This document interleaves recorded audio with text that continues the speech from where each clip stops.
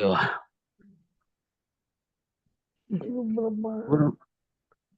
గురు బ్రహ్మ గురు విష్ణు గురుదేవో మహేశ్వర గురు సాక్షాత్ పరబ్రహ్మ తస్మై శ్రీ గురవే నమః.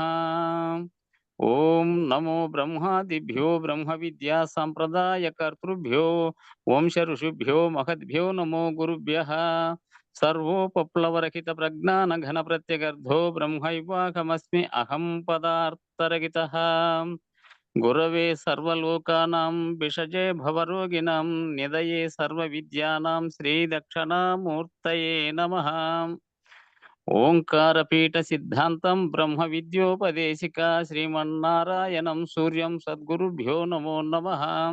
యాజ్ఞవల్కం చ జనకం సుఖ సాందీపమీశ్వరం కృష్ణమర్జున సంయుక్తం ఉద్ధవం చ నమో నమః. బ్రహ్మానంద యోగీంద్రం రామానంద జ్ఞానేశ్వర సహజానంద యోగీశ రామావధూత గురుం భజామి. అంబికా శివయోగీంద్రం వేమన యోగి సద్గురుం నిరంజన వెంకయార్య తిరువెంగళ గురుం భజే. శ్రీధర స్వామి యోగీంద్రం శివరామాఖ్య దీక్షితం కంబాలూరి అప్ప బ్రహ్మం సద్గురుభ్యో నమో నమః. పరశురామ సీతారామ భాగవత కృష్ణ యోగినః పీల్కాన లక్ష్మణార్య సద్గురుభ్యో నమో నమః. బృహద్వాసిష్ట సిద్ధాంతం పూర్ణబోధోపదేశిక వెంకటేశ్వర యోగేంద్రం సద్గురుభ్యో నమో నమః. ఆత్మానాత్మమతీతమనిశం కేవలాత్మోపదేశిక వేముల రామయార్య యోగేంద్రం సద్గురుభ్యో నమో నమః. ప్రణవాతీతమగమ్యం పరాప్రకృతిరహితం పరమజలోపదేశిక శ్రీరాజయాఖ్య గురుం భజే. శ్రీ బ్రహ్మ విద్యా సిద్ధాంతం అచల తత్వోపదేశిక శ్రీ నాగయార్య యోగేంద్రం సద్గురుభ్యో నమో నమః. ద్వయాత్మరహిత సిద్ధాంతం పరమపురుష ప్రబోధక శ్రీ వివేకానంద సుబ్బయార్య సద్గురుభ్యో నమో నమః. క్షరాక్షరమతీతంచ అచల పూర్ణోపదేశిక శ్రీ పూర్ణానంద పుల్లయార్య సద్గురుభ్యో నమో నమః. అస్మద్గురు సమారంభం కృష్ణ సాందీపమధ్యమం ఓంకారపీఠ పర్యంతం వందే గురు పరంపరం. జై సద్గురు ప్రభు మహారాజుకు జై. గురు పరంపరముకు జై. జై గురుదేవ.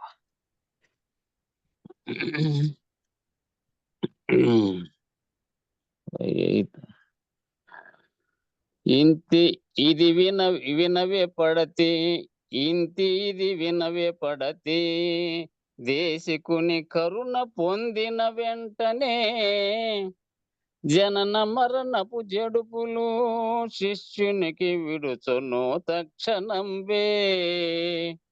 అట్టి గురు పరమాత్మను నేనును భక్తితోను తీయుంతును. అట్టి గురు పరమాత్మను నేనును భక్తితోను తీయుంతును. అతివ ఈ మాట వినవే దేశికుని కరుణకు పాత్రుడైతే శిష్యుని అజ్ఞానము పూర్తిగా నశించు నిజము నిజము. అందుకే గురుమూర్తిని నేనును నుతి చేతు ఇందువదనా. అందుకే గురుమూర్తిని నేనును నుతి చేతు ఇందువదనా. గురుడే విశ్వేశ్వరుండు శ్రీ గురు నివాసంబు కాశీ క్షేత్రం. గురువాక్య సారాంశము పవిత్ర గంగా నదీ జలంబు. సద్గురుని పలుకులన్నీ తరింపజేసేటి తారకంబు. సద్గురుని పలుకులన్నీ తరింపజేసేటి తారకంబు. శ్రీ గురునికి సేవను గయా క్షేత్రమని చెప్పబడును. శ్రీ గురుని దేహంబును అశ్వర్థ వృక్షమని చెప్పబడెను. శ్రీ గురుని చరణంబులు శ్రీ మహావిష్ణువు శరణంబులే. శ్రీ గురుని కర్పించిన చిత్తంబు సాక్షాత్ పరబ్రహ్మమే. నిరతము గురు రూపమే శిష్యుడు స్మరించవలెను దేవి. గురునామమే శిష్యుని తరింపజేసేటి తారకంబు. గురువాజ్ఞ తలదాల్చుటే శిష్యుని గురు సేవకు సార్థకం. గురువాజ్ఞ తలదాల్చుటే శిష్యుని గురు సేవకు సార్థకం. వాదనలు లేని గురుని వదనము జ్ఞాన నిలయము పార్వతి. అట్టి సుజ్ఞానంబును అనన్య భక్తితో పొందవలెను. పరుని జారిని తలచిన విధమున నిశ్చయంబైన భక్తి.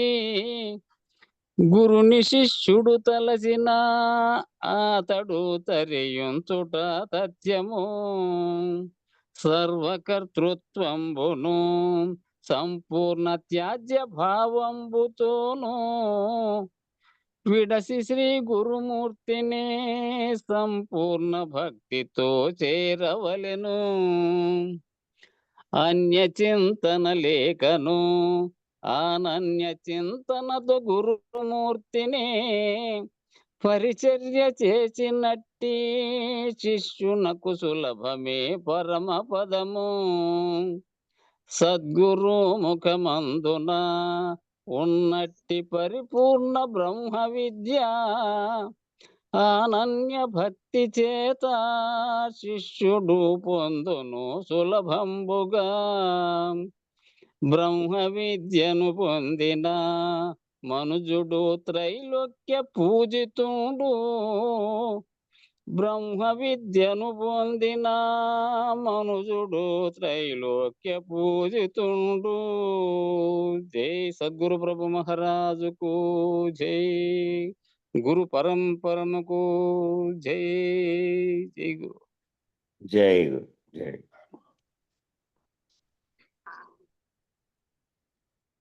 అందువలన మనసు స్థిరీకరించుకొని ఈ విధంగా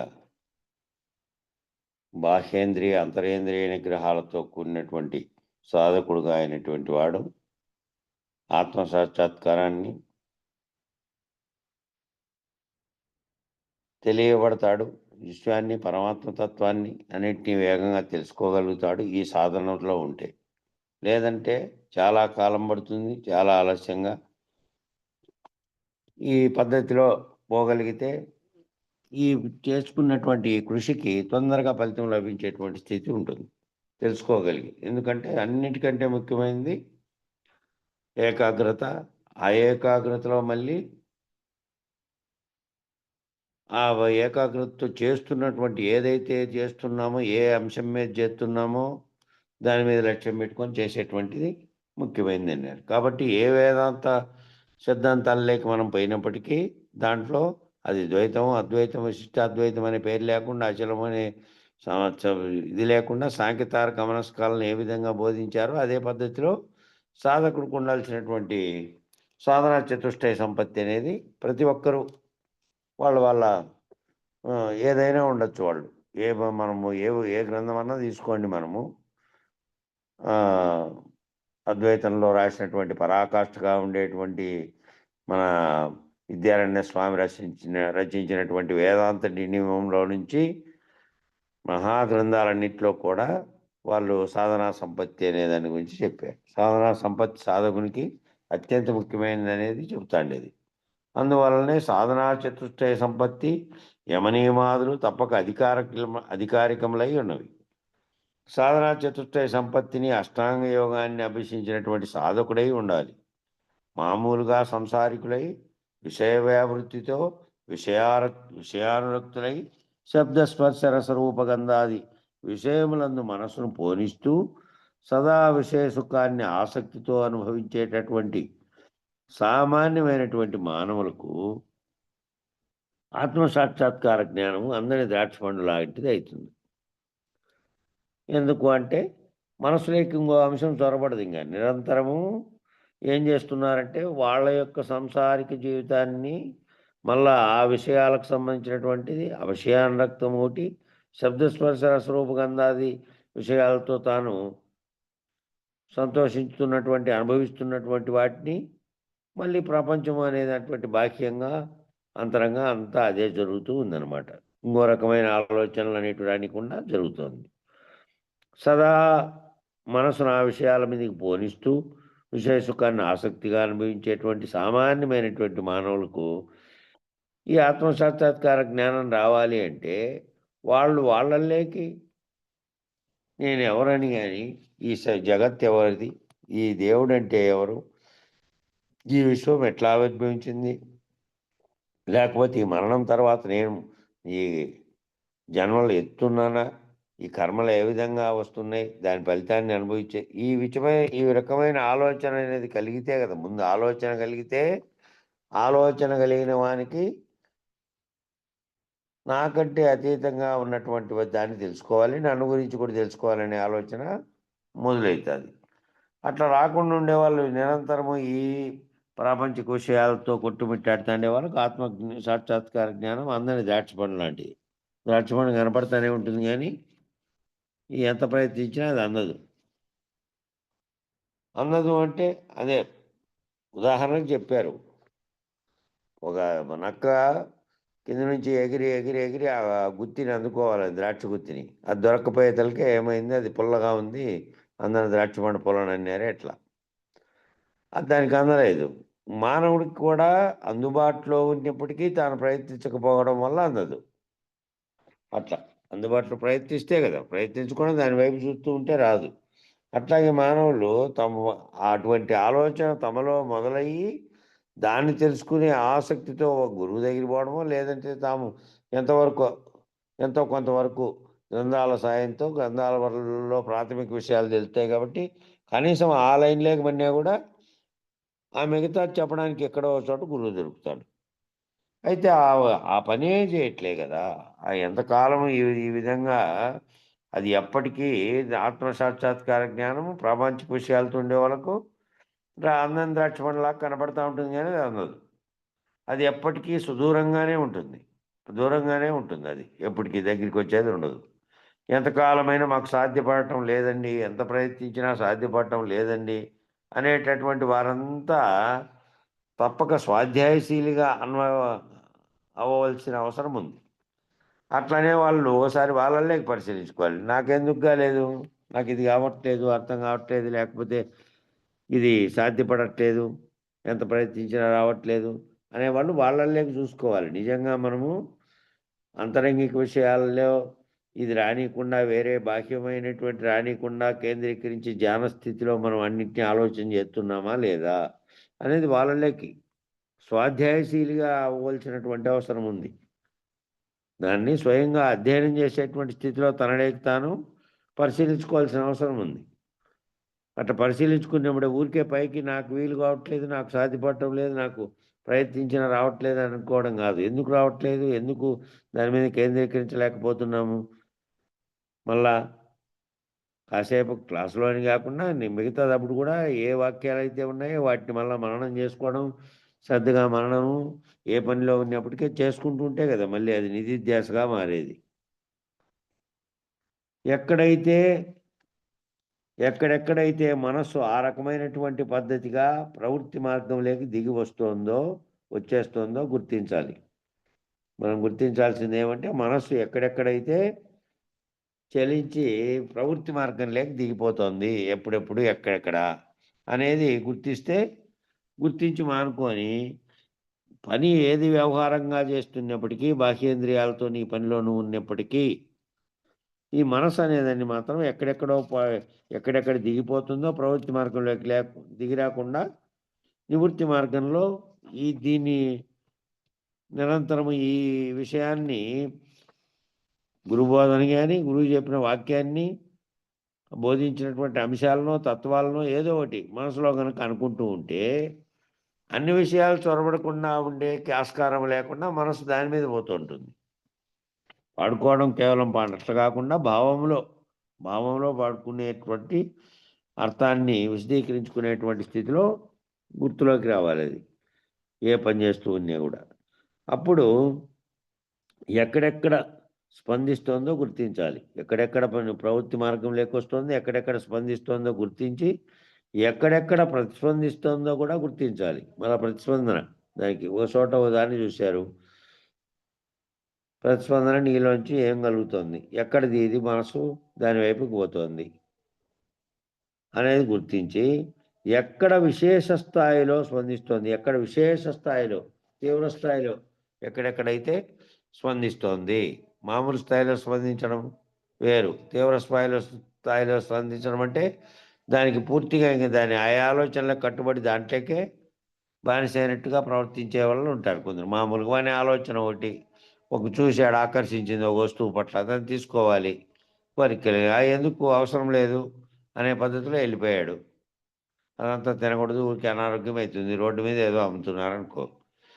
ఎవరైతే విశేషంగా దాని పట్ల ఆకర్షితులై ఉంటారో వాడు ఇంక పోలేడు ముందరికి. ఇక దాని పట్లే ఉంటుంది మనకి ఆలోచన. ఆ కొనుక్కుందామా, తిందామా, లేకపోతే అట్లా. అట్లాగే ఇతర వాంఛలు, ఇతర కోరికలు, ఇతర సామాజిక పరమైన అంశాల్లోకి ఏవేవైతే దూరుతున్నాయో తలలోకి, వాటి పట్ల ఆకర్షిస్తున్నాయో, వాటి పట్ల నేను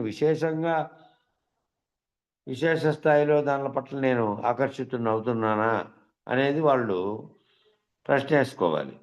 ఎక్కడ సామాన్య స్థాయిలో స్పందిస్తోంది అనేది కూడా గ్రహించాలి.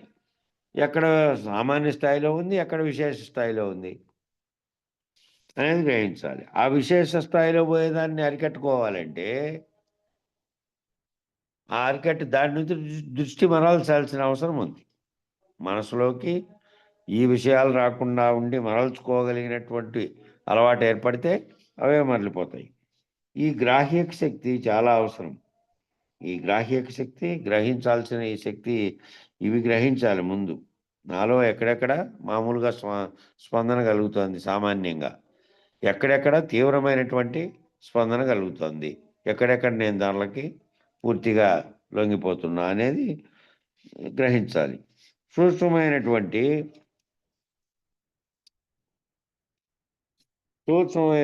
మనసును కానీ, సూక్ష్మమైనటువంటి బుద్ధిని కానీ, ఆ పైన ఉన్నటువంటి మహత్తత్వాన్ని కానీ, దానిపైన ఉన్నటువంటి అవ్యక్తాన్ని కానీ నువ్వు గుర్తించాలి అంటే ఆ రకమైనటువంటి గ్రాహ్యక శక్తి పరిజ్ఞానం పెంపొందించుకోవాల్సినటువంటి అవసరం ఉన్నది. ఇవన్నీ సూక్ష్మమైనటువంటివి, అన్నీ స్థూలంగా దృష్టితో కంటితో చూసి నిర్ణయించేటువంటి వస్తు ప్రపంచంగా భౌతికంగా ఉండేటివి కాదు ఇవి. ఇవన్నీ సూక్ష్మంగా ఆలోచించుకోవాల్సినవి, సూక్ష్మంగా మననం చేసుకోవాల్సినవి. ఆ అంశాల పట్ల నిర్ణయం కలగాలంటే మనసును కానీ, దానికంటే సూక్ష్మమైనటువంటి బుద్ధిని కానీ, దానిపైన ఉన్నటువంటి మహత్తత్వాన్ని కానీ, దానిపైన అంతకుముందు అది ఏర్పడకముందు అవ్యక్తంగా ఉన్నటువంటి స్థితిని కానీ నువ్వు గుర్తించాలి అంటే ఆ రకమైనటువంటి గ్రాహక శక్తి పరిజ్ఞానం పెంపొందించుకోవాల్సినటువంటి అవసరం ఉంది. అన్ని విషయాలు ఎప్పుడైతే తగ్గుతూ పోతాయో ఆటోమేటిక్గా నీలో చేరేటువంటి ఈ దృఢమైనటువంటి నిర్ణయాత్మకమైనటువంటి స్థితిలో పోతాయి. ఇది ఎప్పుడో కాదు, మామూలుగా కేవలం ఇది శాస్త్రంలో చెప్పినది కాదు, సైన్సు ధృవీకరించింది ఆ విషయాన్ని. సిగ్మండ్ ఫ్రాయిడ్ మనసు మీద మాత్రమే పరిశోధన జరిపాడు ఆయన. సిగ్మండ్ ఫ్రాయిడ్ దాదాపు 180-180 ఏళ్ల క్రితం, 200 ఏళ్ల క్రితం ఆయన పరిశోధన మొదలైతే ఓ 40 ఏళ్ళు ఆయన పరిశోధించిన తర్వాత ప్రపంచానికి వెల్లడించాడు మనసు స్థితిగతులన్నింటినీ గురించి కూడా. ఆయనే చెప్పాడనమాట. ఈ విషయాలనేటివి అన్నీ ఏదైతే మనం పట్టించుకుంటున్నామో, ఏదైతే ఒక టేప్ రికార్డర్ లేకపోతే ఒక ఇప్పుడు వచ్చినటువంటి సీడీలు ఉంటాయో, దాని కెపాసిటీ ప్రకారం మాత్రమే అది అన్ని అంశాలను మాత్రమే ఎట్లా స్వీకరిస్తుందో, అది నిండుతానే మళ్ళీ ఇంకా అంశాలను ఏ విధంగా రానియదో. ఒకవేళ రానిచ్చింది అనుకో, రానిచ్చేటి కూడా ఉంటాయి కొన్ని సీడీలు. ఏవైనా కొత్తది ఎక్కిస్తుంటే పాతది పోతుంటుంది, అట్లా స్థితిలో ఉంటుంది. మన మనస్సు ఏదైతే ఉందో మెదడుగా ఉన్నటువంటిది, మెదడులో స్థిరీకరించబడుతున్నటువంటిది అన్నీ కూడా అదే చెప్పాడు ఆయన కూడా. ఆయన డాక్టర్ అయితే ఒక రోగి ఏం వైద్యం చేసినా శరీరంలో ఏమి ప్రాబ్లం లేదు, మెదడులో మాత్రమే ఆలోచనల్లో మానసికంగా ఇంట్లో జరిగేటువంటి గొడవలతో అట్లా అయిపోయింటుంది ఆ రోగి. అందువల్ల ఆయన పరిశీలించి వెల్లడించాడు, అన్నీ ఆ ఒక్కటే కాదు, ఈ జ్ఞాపక శక్తి మీద కూడా పరిశోధన జరిపాడు. కళలు, జ్ఞాపక శక్తి, మనసులో వచ్చే ఆలోచనల పరంపర ఇవన్నీ చెప్పాడు. కాబట్టి వేలాది లక్షలాది విషయాలు పురోగయ్యే కొద్దీ పాతవన్నీ మరపుకు గురవుతుంటాయి. అవి తీవ్ర స్థాయిలో మనలో దృఢంగా నిలబడవు అంటారు. కాబట్టి అందుకే ఊరికే టైంపాస్ కాలేదు కాబట్టి ఊరికే మాట్లాడడం, ఊరికే పక్కన వాళ్ళతో ముచ్చట్లు పెట్టుకోవడం, ఊరికే ఏదో ఒకటి సీరియల్ చూడడం, ఊరికే ఊరికే ఊరికే ఈ ఊరికేతేనే ఇవన్నీ ఎక్కుతున్నాయి లోపలికి. ఇవన్నీ ఎక్కి ఏం చేస్తున్నాయంటే మన దగ్గర స్థిరీకరించబడి మనం నిధిగా పెట్టుకోవాల్సినటువంటి వాటివి కూడా ఎల్లగొడుతున్నాయి. కాబట్టి అనేక విషయాల్లోంచి ఎప్పుడైతే ఉపసంహరించుకోబడుతుందో, పరిమితమైన విషయాల జోలికి మాత్రం పోతుందో, వాళ్ళకి పూర్తి స్థాయిలో నిలిచిపోతూ వస్తుందది. ఆ విన్నటువంటి విషయము, ఏ విషయమైతే వాళ్ళు దాని పట్ల తాదాత్మ్యం చెంది దాని పట్ల ఆలోచన చేస్తున్నారో, ఆ విషయం పెరుగుతుంది. గ్రాహక శక్తి కూడా పెరుగుతుంది. గ్రహించే శక్తి కూడా పెరుగుతుంది. జ్ఞాపక శక్తి కూడా పెరుగుతుంది. కాబట్టి అన్నిటికీ కారణం ఏంది అంటే విషయాల్లో తీవ్రత, విషయాల సంఖ్య అన్నిటిని పట్టించుకునే అవసరం లేదు. తగ్గించుకుంటూ పరిమితం చేసుకుంటూ రావాలి ప్రతి విషయాలని. అన్నిట్లోకి తలపెట్టకుండా, దోచకుండా. కాబట్టి మనం ఈ వేదాంత విషయంలోకి వచ్చాం అనుకో. పగులు అన్నీ మిగతా విషయాలు ఉంటాయి కదా అంటే, అవి ఉంటే వాటి వైపు దాని మీద మనసును కేంద్రీకరించకు. నీ పని నువ్వు చేసుకుంటూ ఉండి కూడా మనసు దీంట్లోకి పెడితే, ఈ విషయాన్ని మళ్ళా మననం చేసుకునే స్థితిలోకి పెడితే, మననం జరగడమే గాక తెలిసినటువంటి ఆ భావం స్థిరీకరించబడి నీ దగ్గర నిధిగా ఉంటుంది. కాబట్టి గ్రాహక శక్తి, పరిజ్ఞానం పెంపొందించుకోవాల్సినటువంటి అవసరం ఉంది. పెంపొందించుకోవాలంటే ఏం చేయాలి? వ బ విషయాలన్నీ తగ్గించుకోవాలి. విషయాలు తగ్గించుకోవాలి. మన ఈ అబ్దుల్ కలాం ఒక వాక్యం చెప్పాడు ఒకసారి. ఏం వాక్యం చెప్పాడంటే, నీకేమి దిక్కుతోచనప్పుడు 10 మందితో కూర్చొని పనికిమాలిన విషయాలన్నీ మాట్లాడుకునే కంటే, లేదంటే ఎవరో వాళ్ళని మీద విమర్శలు చేసుకుంటూ ఉండే కంటే, దూషించుకుంటూ ఉండే కంటే, ఏదైనా ఒక గ్రంథం తీసుకొని చదువు. దాంట్లోని విషయం నీలోకెక్కుతుంది. అంతే తప్ప పొద్దుపోయేటివి తర్వాత వచ్చేసి వేస్ట్‌గా దానివల్ల ఏ ప్రయోజనము లేనటువంటివి పెట్టుకోకండి అని. అట్లాగే ఇప్పుడు గ్రాహక శక్తి, పరిజ్ఞానం పెంపొందించుకోవాలి అంటే, మనము ఈ ఏదైతే చదువుకుంటున్నామో, లేదంటే ఇప్పటి వరకు తెలిసి గురువాక్యంగా ఉన్నటువంటి వాటిని గాని, మనం ఇప్పుడు రోజు నిత్యము చదువుకుంటాండే వాటిని గాని కనీసం మననం చేసుకుంటూ పోతే, అన్ని విషయాలన్నీ అనవసరమైనవి రానీయకుండా పోతే, అవన్నీ తగ్గిపోతాయి. మైండ్‌లోకి పోయి ఎక్కవవి. ఇవన్నీ స్థిరీకరించబడుతూ ఉంటాయి. దీనివల్ల నీ విషయం నీవు తెలుసుకుంటున్నటువంటి విషయాలు పెరగడమే గాక, బాగా అవి గుర్తులో ఉండిపోయే విధంగా నీలో అటువంటి మార్పు వస్తుంది. పరిజ్ఞానం కూడా వస్తుంది. ఆ స్వభావితమైనటువంటి ప్రేరణలు నీలో ఉత్పన్నమైనప్పుడే ఆ మార్పును గుర్తించి సవరించుకోగలిగేటువంటి సమర్థతను సంపాదించాలి. కొన్ని అలవాటు పడింటావు, స్వభావితంగా వచ్చేస్తుంటాయి నీలోకి. స్వభావం వాని స్వభావం ఇటువంటి తప్ప అని అంటారు చూడు. అవి ఎందుకు వచ్చినాయంటే పదే పదే పదే పదే అట్లాంటివే చేసి అది మంచిదేనేమో నేను అనుకుంటాండేది, నేను చేస్తాండేది అని నీ మైండ్లో పడడం వల్ల నువ్వు చేసేది తప్పు అనేది తెలవక స్వభావితంగా అయిపోయింది. అట్లా స్వభావితంగా ఏంటని వస్తున్నాయా నాకు? ఆ మార్పు ఏంది? ఆ స్వభావితమైనటువంటి ప్రేరణలు ఏంటని కలిగితే ఆ మార్పును గుర్తించి సవరించుకోగలిగేటువంటి సమర్థతను కలిగి ఉండాలి. ఆ సమర్థత సంపాదిస్తే దీనినే చిత్తవృత్తి నిరోధకః అని అన్నారు యోగాసనాలలో. చిత్తవృత్తి నిరోధకః అని అన్నారట. యోగాసనంలో కూర్చొని మనసును స్థిరీకరించి చిత్తవృత్తిని నిరోధించమని ఆ యోగాలు చెప్పారు. యోగా వాసిష్టం ఉంది కదా, ఆయన పతంజలి రాసిన యోగ వాసిష్టంలో ఆ యోగాలన్నింటినీ గురించి ఏ యోగం చేస్తే దేనివల్ల ఏది ఎట్లుంటుందని కొన్ని ఆరోగ్యానివి, కొన్ని మనసుకు సంబంధించినవి చేశాడు ఆయన కూడా. ఆయన కూడా దాదాపు 2800, 2900 ఏండ్లయింది ఆయన కూడా. మన రాజ్యాలు ఏర్పడి మొదటి క్రీస్తు పూర్వం ఏర్పడినటువంటి మొదటి 1000 సంవత్సరాల్లోనే మహర్షులంతా మహాగ్రంథాలన్నీ వెలువరించినారు మనకు వేదాల తర్వాత.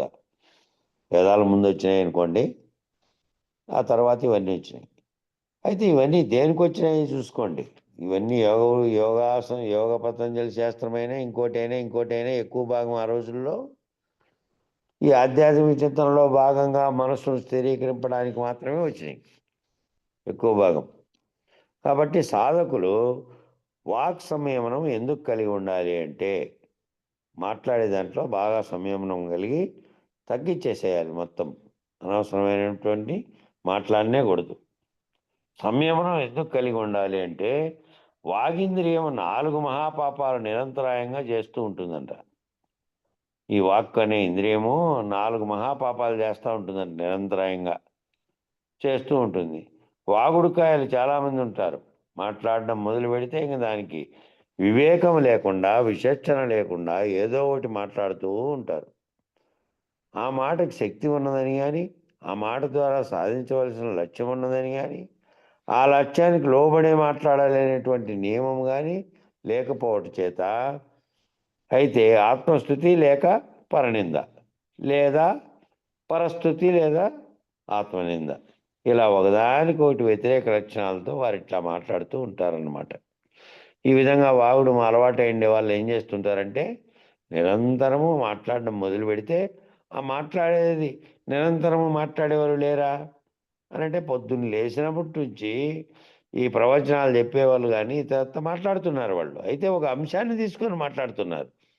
ఏది పడితే అది తిక్కగా మాట్లాడకుండా వాళ్ళు అవన్నీ లేదు, ఒక అంశం మీద మాట్లాడుతున్నారు. వాళ్ళకి ఆ అంశంలో మాట్లాడి చెప్పి నిష్ణాతులు అయిపోయారు కాబట్టి ప్రపంచానికి చెప్పడానికి మొదలుపెట్టారు. భక్తులు వింటున్నారు, అందరూ వింటున్నారు, వాళ్ళు దానికి పెట్టుకున్నారు, అట్లా మాట్లాడుతున్నారు.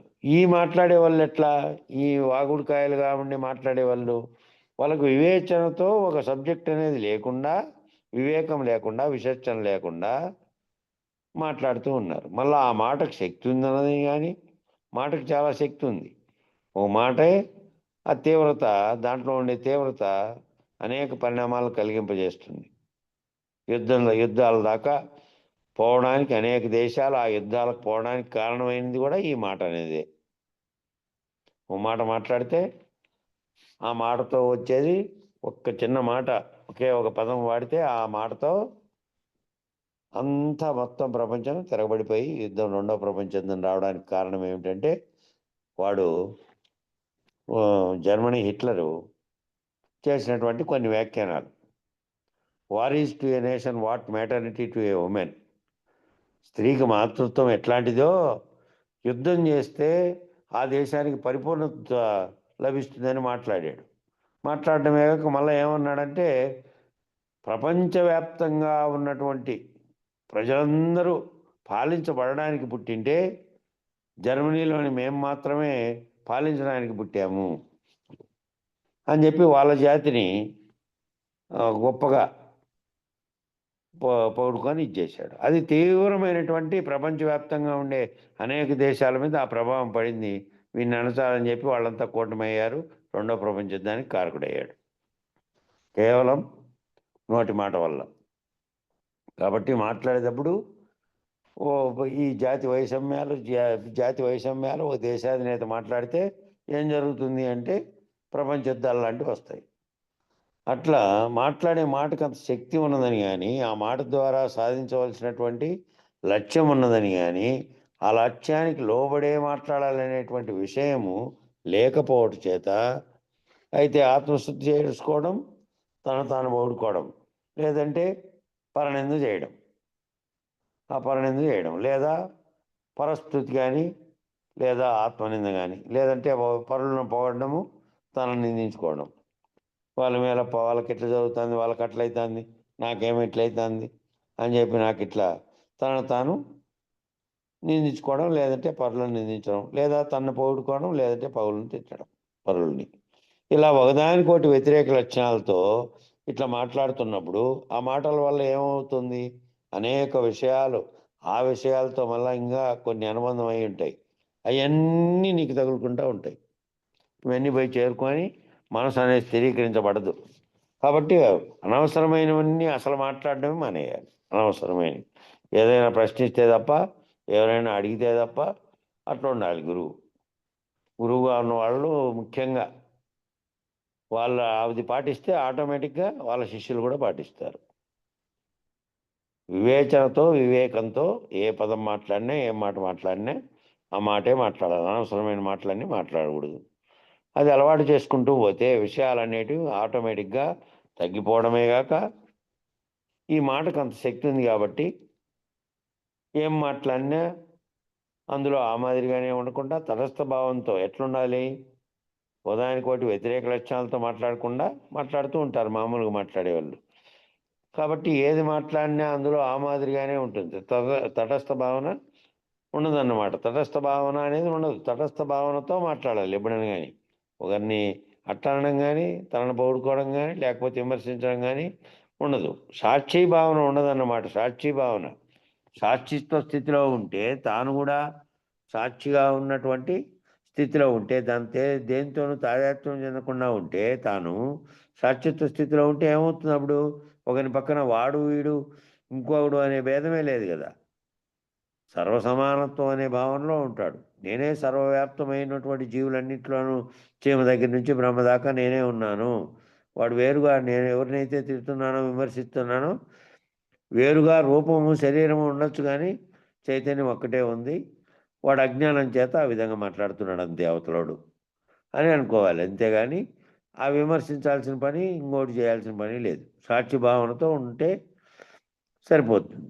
ఆత్మభావన ఉండదు. ఇట్లా సాక్షి భావన ఎవరికి ఉండదు? ఇట్లా ఊరికే మాట్లాడేటువంటి వానిలో సాక్షిత్వ భావన, ఆత్మభావన ఉండకుండా ఒకవైపుకు తనలో తాను ఏదైనాకైతే తాదాత్మ్యం చెంది మాట్లాడుతున్నాడో ఆ స్థితిలో ఉంటాడు.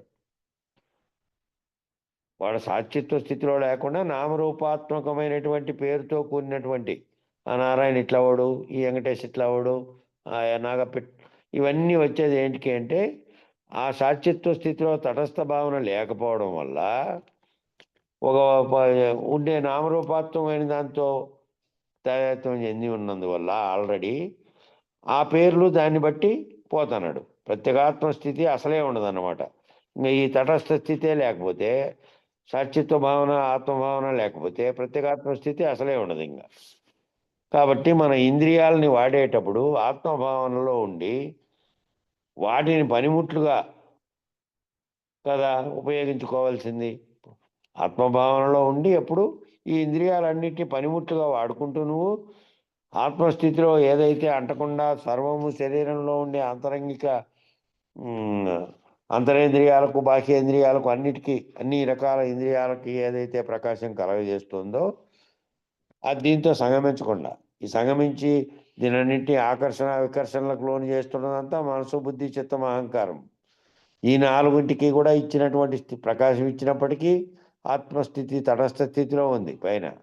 ఆ స్థితిలో సాక్షిత్వ భావనలో నువ్వు కనుక ఉంటే నువ్వు మళ్ళా అదే స్థితిలో జగత్ అనేటిది లేదంటే ఈ ఇంద్రియాలతో కూడినటువంటి దాంతో తాదాత్మ్యం చెందకుండా ఇంద్రియాలతో పని చేయించుకుంటున్నావు. పని చేయించుకున్నప్పటికీ ఆ భావంతో చేయించుకో. నీవు ఆత్మభావనలో ఉండి శరీరంలోని పనిముట్లని వాడుకో, మామూలుగా ఉపయోగించుకోవాల్సింది. అంతేగాని ఆ పనిముట్టి యందు నీవు రమించరాదు కదా. ఆ పనిముట్టి ఏదైతే ఉందో దాంట్లో నువ్వు రమించావనుకో దాని భావన లేకపోతావు. ఇంకా కాళ్ళతో నడుచుకుంటూ వెళ్తున్నావు, ఆలోచన చేస్తున్నావా లేదా? చేతులతో పని చేస్తున్నావు, ఆలోచన చేస్తున్నావా లేదా? ఆలోచన చేస్తున్నావు. ఆ ఆలోచనల్లో ఆత్మభావంలో ఏదైతే ఉందో దాన్ని నువ్వు ఏదైతే భావిస్తున్నావో దాన్ని మనసులో పెట్టుకో. ఈ పనులేమో ఇంద్రియాలతో చేయించుకో, ఇంద్రియాలతో తాదాత్మ్యం చెందకుండా ఆ తటస్థ భావనలో దాంట్లో ఉండి పని చేస్తున్నప్పటికీ రమించడం అనేది ఏదో నీ భావనలో పెట్టుకున్నటువంటి గురువాక్యం లేదంటే ఏదైనా ఇట్లాంటి అంశాలు ఏంటివైతే పెట్టుకుంటావో ఆధ్యాత్మికమైనవి వాటిలో రమించినావంటే ఈ విషయాసక్తులన్నీ ఎక్కకుండా దీంట్లోకి నీకు ఆ చైతన్యం ద్వారా ఒక్కొక్కటి దృఢీకరించబడుతుంది. నువ్వు వింటున్నటువంటిది, మాట్లాడుతున్నటువంటిది, అన్ని విషయాలన్నీ ఈ విషయాలు తొలగిపోయి ప్రాపంచికమైనవి జ్ఞాన సంబంధమైనటువంటి విషయాలు నీలో స్థిరీకరించబడతాయి. కాబట్టి ఇంద్రియాలన్నింటినీ కూడా ఆత్మభావంలో ఉండి పనిముట్టుగా వాడుకోవాలి, అంతేగాని పనిముట్టు యందు రమించరాదు. సుఖదుఖ అను భోక్తవ్యాన్ని స్వీకరించరాదు కదా. సుఖము దుఃఖం అనేది ఎప్పుడు వస్తుంది? దాని విషయాల పట్ల రమించినప్పుడే ఆ విషయాలతో ఒకసారి కలుగుతుంది, సంతోషం అవుతుంది, ఓసారి బాధ కలిగి దుఃఖం అవుతుంది. ఈ రెండు కూడా దేనివల్ల విషయాల వల్లే అవుతున్నాయి. అయితే మరి జరుగుతాయి కదా ఎవరికైనా కూడా, అవి సహజమైనటువంటి పద్ధతిలో సహజం అవి. కాబట్టి దానికి నేను లోనవరాదు. దానికి లోనవనానంటే ద్వంద్వ ప్రవృత్తి అయిపోతుంది. దాంతోనే మళ్ళీ దాంట్లో నుంచి బయటపడలేక దాంట్లోనే కుమిలిపోయేటటువంటి స్థితిలో ఉంటుంది. కాబట్టి మాట్లాడడానికి ఎవరు దొరకడం లేదని బాధపడిపోయే వాళ్ళు కూడా చాలామంది ఉంటారు. చూడండి, బాధపడిపోతారంట వాళ్ళు. మాట్లాడడానికి ఎవరు దొరకడం లేదు, ఎవరి పని మీద వాళ్ళు పోయినారు, వాళ్ళు పనులు చేసుకుని నేను ఎట్లా అబ్బా మాట్లాడదాం అనుకుంటే ఎవరే కానీ దొరకలేదు అని మాట్లాడేది అలవాటు పడిండే వాళ్ళు. మాట్లాడితే తప్ప దిక్కుదోచని వాళ్ళకి ఏమైపోతుందంటే, ఎవరు మాట్లాడే వాళ్ళు లేరే ఏమబ్బా చేసేది అనే టైప్లో ఆలోచన చేస్తూ ఉంటారు అనమాట. ఎవరైనా దొరికింటే అంతే 10 మాటలు మాట్లాడి చేసింది నువ్వు అని. అట్లా ఎవరు దొరకడం లేదని బాధపడే వాళ్ళు కూడా ఉంటారంట. అనేక రకాలైనటువంటి లౌల్యత, దీనిని ఏమంటారంటే ఇంద్రియ లౌల్యత అంటారంట. ఆ ఇంద్రియాల పట్ల ఏ ఇంద్రియాలైతే ఫస్ట్ అన్నిటికంటే ముందు నోరే ఎందుకు చెప్పాడంటే, ఇది ప్రధానమైనది, అన్నింటినీ కల్పిస్తుంది, 4 రకాలైనటువంటి పాతకాలు అనేది చెప్పాడు. మాట్లాడడం ద్వారా ఏ విధమైనటువంటివి ఇవన్నీ వస్తాయనేది చెప్పినట్టు, అట్లా ఈ మాట్లాడడం ద్వారా ఇది ఒక రకమైనటువంటి లౌల్యత, దాంట్లోకి లొంగిపోయినటువంటి స్థితి. ఇంద్రియ లౌల్యత అంటే ఇంద్రియాలకు లోబడినటువంటి స్థితి. అంటే ముట్టుకోకుండా ఉండలేడు, మాట్లాడకుండా, చూడకుండా, చేయకుండా, తినకుండా, ఇట్లా శబ్ద స్పర్శ రూపగంధాలకు సంబంధించినటువంటి 5 రకాల పనులు చేయకుండా ఉండలేడు. ఈ ఉండలేనితనం అనేది బలహీనతగా మనలో ప్రాప్తించింది అన్నమాట. ఈ ఉండలేనితనం అనేది ఏమైంది? దాంట్లోంచి ఏం లేకపోతే ఏమిటి? దాన్ని అదంతా జీవితాంతం పొందుతూనే వస్తున్నావు. అవన్నీ ఆ తిన్నవన్నీ తింటున్నావు, శరీరంతో అనుభవిస్తున్నావు, అన్ని రకాలైనటువంటి చూస్తున్నావు. ఆ దృశ్యం ద్వారా ఆనందం పొందావు, స్పర్శ ద్వారా పొందావు, వినడం ద్వారా పొందావు, అన్ని రకాలు పొందుతున్నావు కదా. అన్నీ పొందుతూ ఉన్నటువంటివే అవే మళ్ళీ పునరావృత్తి అవుతున్నాయి. అంతేగాని అంతగా అవన్నీ చూస్తూనే ఎప్పుడూ ఉన్నవే ఉన్నాయి. దానికి లోబడాల్సిన పని లేదు. కాబట్టి ఈ ఉండలేనితనము అనేది మాత్రం బలహీనత కాకూడదు. ఉండలేనితనము అనేది ఎందుకు ఉండదు? ఎడారి లేక పోయినావు, నీరు లేవు, ఎట్లా మరి? ఏదో దాహం కోసం ఎతికావు, పోయావు, తీసుకున్నావు. మరి దొరికేదాకా ఓర్చుకున్నావా లేదా? 4 నెలలు కానీ 5 నెలలు కానీ ఎక్కడా లేదు, మధ్యలో అంతా ఎడారే ఉంది. ఆ దొరికిన చోట మళ్ళా దొరికినప్పుడు అప్పుడు ఆ సంతృప్తిగా తాగావు అనుకో. ఆ ఊరికే ఉండాల్సిన స్థితి వచ్చినప్పుడు ఊరికే ఉన్నావు కదా. కరోనా టైంలో ట్రాన్స్పోర్ట్తో సహా సర్వం నిలిచిపోతే ఎక్కడోళ్ళు అక్కడ గప్చిప్గా ఉన్నారా లేదా? ఏ బిజినెస్ లేవు, ఫ్యాక్టరీలు లేవు, పరిశ్రమలు లేవు, దాంట్లోంచి వదిలే పొగ లేదు, కాలుష్యం లేదు, ఏం లేదు. ఉండే జీవనాన్ని మాత్రం ఉండే సరుకుతో గడుపుకున్నారు. మార్కెట్లోకి అన్ని సరుకులు రిలీజ్ చేశారు. ప్రభుత్వ గోడౌన్లో ఉండేటివి, ప్రైవేట్ గోడౌన్లో ఉండేటివి అన్నీ అవి తెచ్చుకోవడానికి 1 గంట సేపు 2 గంటలు రిలాక్స్ ఇస్తే తెచ్చుకొని తిన్నారు. రోగ ఉధృతి దక్కిన తర్వాత మళ్ళీ వదిలారు. ఇప్పుడు అప్పుడు ఉన్న వస్తువులతో జరుపుకొని గడిపారా లేదా? కాబట్టి ఈ తట్టుకోలేని నేను, ఈ ఉండలేని నేను అనేటువంటి భావాన్ని తీసేసుకోవాలి. ముందు బలహీనతగా మారిపోయేటువంటి స్థితిలోకి అది అవుతుంది. కాబట్టి ఏమనుకుంటాడు? నేను మాట్లాడకుండా ఉండలేను, చూడకుండా ఉండలేను, చేయకుండా ఉండలేను, వినకుండా ఉండలేను, తినకుండా ఉండలేను.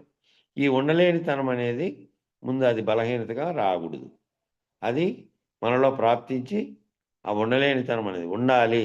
ఏమి దొరకలేదు అంతే, ఉండాలి, ఊరికే ఉండాలి, అవసరం లేదు అని కొద్దిగా ఉంటే వాయిదా వేసుకుంటే ఏం కాదు.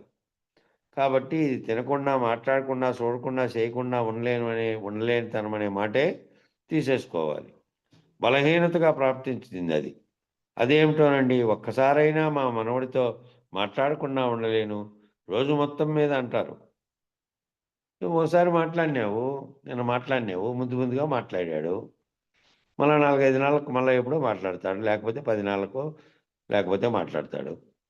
సంవత్సరానికోసారి ఎప్పుడో ఒకనాడు మాట్లాడేవాళ్ళు కూడా ఉంటారు. అదేమిటో నేను మాట్లాడలేకుండా ఉండలేకపోతున్నానంటే బలహీనం. ఆ విధమైనటువంటి తీవ్రమైనటువంటి స్థితి ఉంది మానసికంగా. ఆ ఇష్టం అనేది మామూలుగా బంధాలన్నీ ఇట్లా ఏర్పడినాయనుకోండి. నేను మాట్లాడలేకుండా ఉన్నా, నేను చూడకుండా ఉండలేననే దాంతో పడుతోంది. కాబట్టి ఇక్కడ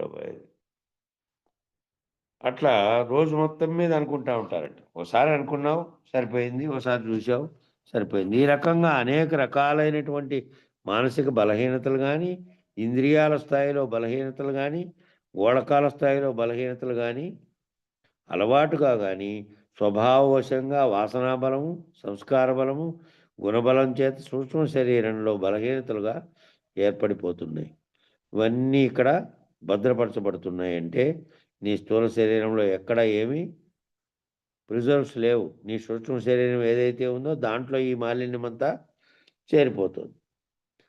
ఈ గ్రంథం ఇంతగా ఎందుకు దీన్ని చెప్పింది అంటే, కఠోపనిషత్తు అనేది కేవలం ఆత్మవిచారణ ఒక్కటే గాకుండా, ఇది ఒక సాధనా గ్రంథం అని రాశారు. గ్రంథం మీద పైనేమో కఠోపనిషత్తు అని ఉంది, బ్రాకెట్‌లో సాధనా గ్రంథం. ఇది సాధకుడికి ముఖ్యంగా ఏర్పడాల్సిన లక్షణాల మీదే ఎక్కువ చెప్పింది. ఎందుకంటే సాధకుడు ప్రాథమికంగా ఉండేటువంటి దాంతో నుంచి బాగా ఎదిగితే, ఆ తర్వాత ఏం చెప్పినా, ఏమైనా సరే గ్రహించగలిగేటువంటి స్థితి వస్తుంది కాబట్టి, ఇన్ని రకాలుగా చెప్తున్నాడు ఇవన్నీ. కాబట్టి ఈ రకంగా ఏం చెప్తున్నారు? ఈ రకంగా అనేక రకాలైనటువంటి మానసిక బలహీనతలు, ఇంద్రియాల స్థాయిలో బలహీనతలు కానీ, గోళకాల స్థాయిలో బలహీనతలు గానీ, అలవాటుగా కానీ, స్వభావవశము, వాసనాబలము, సంస్కార బలము, గుణబలం చేత కానీ, సూక్ష్మ శరీరంలో బలహీనతలుగా ఏర్పడిపోతున్నాయి. ఇవన్నీ ఎక్కడ భద్రపరచబడుతున్నాయి? ఈ విషయాలన్నీ నీతో వచ్చినటువంటి అలవాట్లు గానీ, బలహీనతలు గానీ, స్వభావం గానీ, బయట వాసనా బలంగా వచ్చేటివి, సంస్కార బలంగా వచ్చేటివన్నీ కూడా స్థూలంగా ఉండే శరీరంలో కాదు, సూక్ష్మంగా ఉండే శరీరంలో పోతున్నాయి. ఇప్పుడు అన్నం తిన్నావు బాగా. అన్నం తిన్న తర్వాత ఎవడో ఇగో 2 అరటిపండ్లు తినన్నాడు, తిన్నావు. అవి కూడా తిన్న తర్వాత నీకిష్టమైనటువంటిది ఎవడో తీసుకొచ్చి ఇదిగో నాయనా మైసూర్ పాకు, జిలేబీ తినన్నాడు. ఇక అది చాలా ఇష్టమైనది కాబట్టి తిన్నావు. తిన్నవన్నీ ఎక్కడ పోయినాయి అంటే స్థూల శరీరంలోకి పోయి ఎక్కుతుంటాయి. అరక్కపోతే మళ్ళీ అనారోగ్యము, అజీర్తి అవన్నీ అయితాయి. ఆ స్థూలం ఏం చేస్తుందంటే పట్టిన కాడికి పట్టించుకొని మిగిలిన దాన్ని అనారోగ్యమన్నా చేస్తుంది, లేకపోతే బయటికి పోయే మార్గమన్నా చేస్తుంది. వాంతులో, బేదులో ఏదో ఒకటి. అట్లే తినుకుంటా పోతే. అదేవిధంగా దాంట్లో అది ఎంతవరకు అనేది దానికి ఒక పరిమితి ఉంది కాబట్టి, ఆ పరిమితి లేకపోయి దాంట్లో నుంచి ఇదైతున్నాయి. ఈ సూక్ష్మంగా ఈ రకమైనటువంటి వాసనా బలంగా ఉండేటివేమో, ఈ బలహీనతలుగా ఉండేటివేమో, నేను అది లేకుంటే ఉండలేను, ఇది చేయకుండా ఉండలేను, మాట్లాడకుండా ఉండలేను, తినకుండా ఉండలేను. ఈ ఉండలేనితనం అనే బలహీనతలుగా వచ్చినటివి ఏమైతున్నాయంటే, ఇవన్నీ ఏమిట్లో ఎక్కుతున్నాయి ఇవన్నీను అంటే, ఈ శరీరంలో కదా తినింది ఎక్కినట్టు కాదు ఇది. సూక్ష్మ శరీరంలో బలహీనతలుగా ఏర్పడిపోతున్నాయి, ఫిక్స్ అయిపోతున్నాయి. ఆ సూక్ష్మ శరీరం లేకపోయి ఏమవుతున్నాయంటే మైండ్‌లో నిలబడిపోతాండాయి ఇవి. కాబట్టి ఇవన్నీ చేరిపోయే స్థితి ఉంటే మనసులో ఇంక మిగతాటివి కుదరవు గదా! అవన్నీ బలహీనతలుగా గానీ, అలవాట్లుగా గానీ, స్వభావము ఇవన్నీ కూడా మార్పు చేసుకోకపోతే, ఈ పనికిమాలినవన్నీ పోయి దాంట్లో చేరుతున్నాయి. ఈ తినే పదార్థమేమో మంచిదైనా, ఉత్తమమైన పట్టే కాటికి పడుతుంది. పట్టకపోతే వెంటనే అది అరగకుండా ఉండే అజీర్తి, ఆ వెంటనే మళ్ళా ఇతరత్రా అవన్నీ అయితాయి. అట్లా అయితాయి. అట్లా కాదు. ఏమవుతున్నాయంటే, ఇవి చేరడం వల్ల అంతకుముందుకు పోతున్నాయి. కాబట్టి ఈ ఈ లేని ఈ నేనుండలేను, నేను ఈ విధంగా చేయాలి అని ఏవైతే నీకు అలవాట్లుగా మారి, స్వభావంగా మారి, వాసనా బలంగా ఉంటున్నాయి, ఇవన్నీ సూక్ష్మ శరీరంలో భద్రపడుతున్నాయి. స్థూల శరీరంలో కాదు. స్థూల శరీరంలో ఏటివి భద్రపరుచుకునేటివి ఏం లేవు. తినిండు దానివల్ల వచ్చినవి తప్ప అన్నీ కూడాను మాట్లాడేటివి, వినేటివి, చూసేటివి, స్పర్శకు సంబంధించినవి, వాటి యొక్క అనుభవపూర్వకమైనటువంటి అనుభవం ద్వారా వచ్చినటువంటి ఫలితం అంతా ఎక్కడికి పోతుంది అంటే మనసులోకి పోతుంది. కాబట్టి నీ సూక్ష్మ శరీరం ఏదైతే ఉందో దాంట్లోకి పోయి ఈ మాలిన్యం అంతా చేరిపోతుంది. మాలిన్యం అంతా దాంట్లోకి పోయి చేరుతుంది. దాంట్లోకి పోయి ఏమవుతుంది? ఆ మాలిన్యము మళ్ళీ నిన్ను దానిలో వైపు ఆకర్షించేటట్టు, దానిలో వైపు లొంగిపోయేటట్టు చేస్తుంది. కాబట్టి అనవసరమైనవన్నీ విషయాలన్నీ తగ్గించుకుంటూ అన్ని రకాలవి ఈ 5 రకాల శబ్ద స్పర్శ రూప రసగంధాలకు సంబంధించినవన్నీ దీనికి సంబంధించి ఏదైతే మనం భావన చెందుతున్నామో దానికి సంబంధించినవి తప్ప ఇతరములు తగ్గించుకుంటే అవి పోయి మాలిన్యం పోయి దీంట్లో చేరవు. మెదడులోకి పోయి చేరి మాలిన్యం మళ్ళీ ఆకర్షించే స్థితిలోకి ఉండదు. ఏదైతే మనం గురువాక్యమో ఈ వేదాంతమో ఆధ్యాత్మికమో ఎవరైనా దీంట్లోకి అంటే ఈ బోధలో శిష్యులైన వాళ్ళు కాకుండా మిగిలిన వాళ్ళు కూడా వింటున్నారు కాబట్టి వాళ్ళకు కూడా ఉపయోగపడుతుంది. అందరికీ ఉపయోగపడుతుంది. ఎవరెవరి యొక్క వాళ్ళ యొక్క భావనలు ఆధ్యాత్మిక ఉన్నాయి అవి బలపడతాయి కొంచెం వాటి మీద పెట్టుకుంటే. ఈ ప్రాపంచికమైనటువంటి విషయాల పట్ల ఉండేటువంటి ఆసక్తిని తగ్గించుకొని సమయం దీనికి కేటాయించకుండా ఉంటే అప్పుడు ఆ రకమైనటువంటి ఇది పొందుతారు, ఉపయోగం జరుగుతుంది. సూక్ష్మ శరీరం ఏదైతే ఉందో దాంట్లో ఇవన్నీ మాలిన్యాలన్నీ చేరకుండా ఏవి చేరాలో అవి చేరుతాయి. కాబట్టి సమయం సరిపోయింది. మంగళం చెప్పండి. తర్వాత పేర రేపు. ధీర సంతత నిర్వికార నిర్మల నిర్విచార నిత్య నిరకార అశరీర సార విహీన సంసార విధూర అవికార నిర్విషయ ప్రాచార నిరాధార మంగళము మంగళము సద్గురుదేవా మంగళము మంగళము. పుట్టి గిట్టకయున్న ఎట్టి ద్వయరహితం వైనట్టి ద్వాదశి వస్తు గుట్టు దయబుట్టి అట్టే శిరమున చెయ్యి బెట్టి జన్మము కాడ ముట్ట ఎరుకను వీడగొట్టిన ప్రభురాయ మంగళము మంగళము సద్గురుదేవా మంగళము మంగళము. కాల కాలము నొక్క లీల నిలచియుండి చాల కల ఎరుకకు అవలయ్యే వేళ మూలము లేక గుర్తెరిగే శరీరమే కాలము లేదని కీలు తెలిపిన స్వామి మంగళము మంగళము సద్గురుదేవా మంగళము మంగళము. ఎన్నడేమియునుగాకున్న బయలందెరుక ఉన్నదన్న మాట సున్న పరిపూర్ణమున్నది స్వప్నమందెన్నో దోచిన రీతి ఎన్నడీ జగము లేదన్న సద్గురు రాయ మంగళము మంగళము సద్గురుదేవా మంగళము మంగళము. సాటి లేని కృపతోటి బయలును చూసి పాటి ఎరుకను గోట మీటి ధరమేటి కోటి లింగయ్యకు ఈ సూటి నెరిగించిన ధీటులేరేల్సూరి కోటేశ్వర ప్రభో మంగళము మంగళము సద్గురుదేవా మంగళము మంగళము. మంగళం గురుదేవాయ మహనీయ గుణాత్మనే సర్వలోక శరణ్యాయ సాధురూపాయ మంగళం.